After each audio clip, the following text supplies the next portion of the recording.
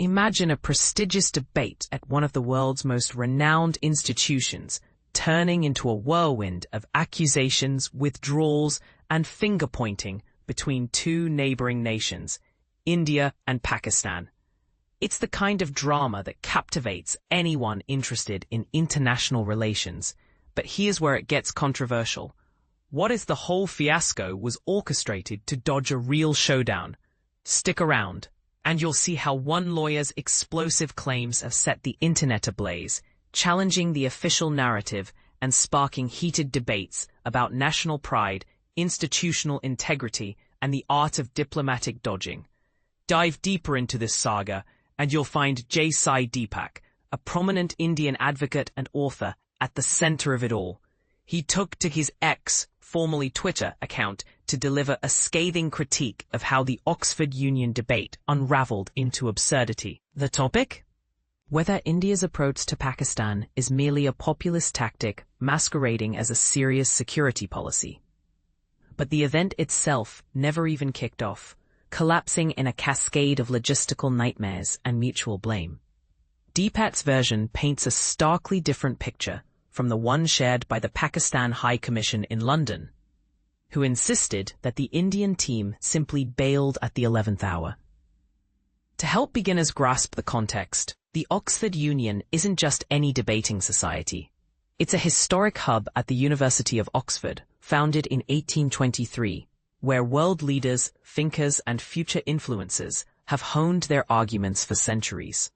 Debates here often tackle global issues, and hosting one on India-Pakistan relations carries huge weight, given their long history of tensions, border disputes like Kashmir, and recurring military standoffs.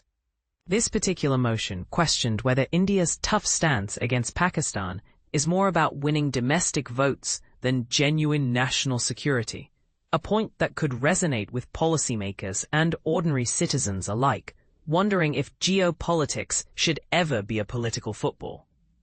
Deepak's account reveals a plot thick with instability from the outset. He points fingers at Pakistani nationals holding key roles in the Oxford Union, specifically Musa Haraj as president, whom Deepak alleges is the son of Pakistan's Minister of Defense Production, and Raza Nazar as treasurer. This setup, he suggests, bred an environment ripe for manipulation. Adding to the chaos, the original star speakers for India, former Chief of Army Staff General Bipin Rawat, referred to as Sri Naravane in some contexts, but matching the article's Naravane, and economist Dr. Subramanian Swamy, dropped out due to unavoidable commitments just 48 hours before the event. It was a scramble, but Deepak stepped up, rallying replacements like Manu Kajuria and Paid Satish K. Sharma, both based in the UK. Yet, the real farce unfolded mere hours before the scheduled start on November 27th. At 3:13 p.m., Deepak got a call claiming the Pakistani delegation, featuring heavyweights like former Foreign Minister Hina Rabbani Kar and Minister for Defence Khawaja Muhammad Asif, hadn't even touched down in London. With that, the Indian team cancelled their trip to Oxford, assuming the debate was off. But here's the part most people miss, and it's the twist that fuels the controversy. Deepak claims he later confirmed the Pakistani side had indeed arrived and checked into an Oxford hotel. In his fiery words, they deserted the battlefield before the fight even began, lacking the guts for a live intellectual clash. He blasted the Oxford Union leadership for turning the institution into a mouthpiece for Pakistan, dragging it into the mud of geopolitical gamesmanship. This isn't just one man's rant, it echoes broader frustrations. For instance, Shiv Sena UBT lawmaker Priyanka Chaturvedi jumped into the fray with a tweet that cheekily called out Pakistan as habitual liars, poking fun at their pattern of backing out.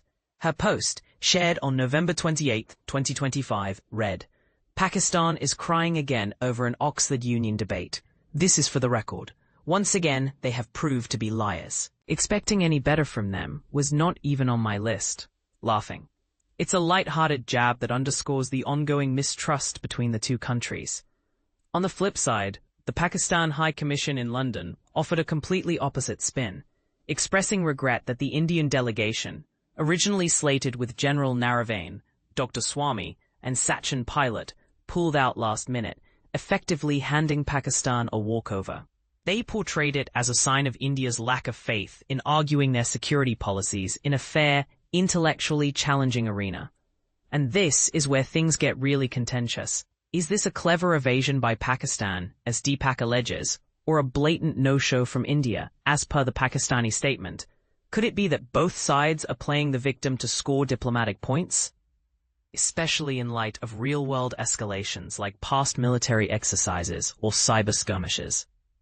As professional observers, we at the News Desk, a dedicated team of passionate editors and writers breaking down India's biggest stories and global events, strive to present the facts without bias.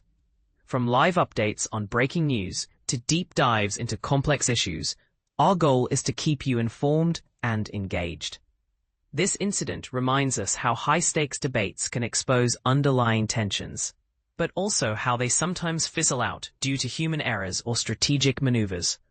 What do you think? Did Pakistan really pull a gambit to avoid debating India's policies head-on, or is this just another round of blame-shifting in a never-ending rivalry? Do you believe institutions like the Oxford Union should stay neutral in such charged topics, or are they inevitably drawn into political crossfire? Share your thoughts in the comments below. We'd love to hear your perspective, whether you side with Deepak's fiery accusations or see merit in Pakistan's defense. Remember, respectful discussions only. Let's keep it constructive. Disclaimer: the views expressed in comments are those of the users, not News 18. We reserve the right to remove any abusive, defamatory, or illegal content. By commenting, you agree to our terms of use and privacy policy.